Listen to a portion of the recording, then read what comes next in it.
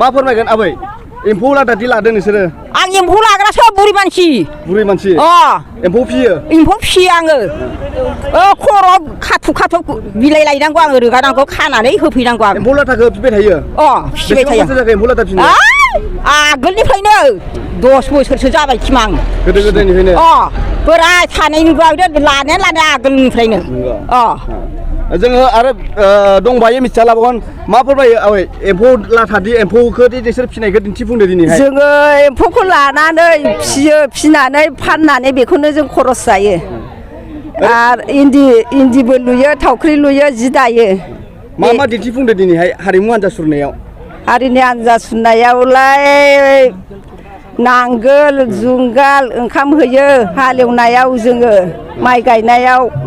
माइ गायो एम्फौ लायो जों बिदिनो मावनानै जायो हिनजाव गोदान हौवा गोदान गासिबो दिन्थिफुंदो ना बिदिनोथ' मा फोरमायगोन दिनै एम्फौ लाथाखौ फिनायाव बोसोर बेसे जाखो नोङो फिनो बोसोरबेसे जाखो माने आङो लाबायानो थायो 5 बोसोरसो जाबाय लानाया 5 बोसोरसो जाबाय दिनैहाय एम्फौ हारिमु हान्जा दिन्थिफुंदों नोंगौ बिथांमोना माखासे खोथा फोरमायबाय दिनैहाय बिथांमोना रंजालि बैसागु बिदाय नैथि खुंगा बिथांमोना दिनैहाय सौरागुरि बाथौ थानसालियाव बिथांमोना सानसेनि हाबाफारिजों मेहेर गोनाङै गाजा गोमजायै खुंफुंनो आखायाव लादों जे बिनि सोमोन्दै आरो मिथिनानै लाबावगोन जोङो नोंगौ बे समाव बिथांमोना खोथिया बाननायखौ जों नुनो मोनदों बे समाव जों मिथिला मा फोरमायगोन दिनैहाय दिनै आरो आं मा फोरमायदों जोंनि बोथोरनिखौ लानानै जोङो गायो फुयो मावो दाङो जों बेबायदिनो मावै दाङै जायो जोंनि बर'नि नियम बायदियैनो जोङो ना गुरनाय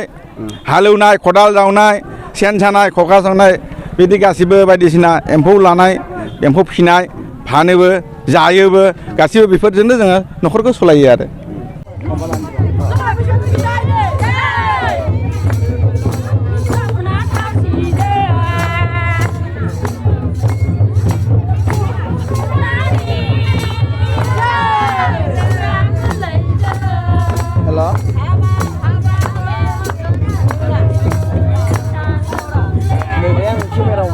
माबानि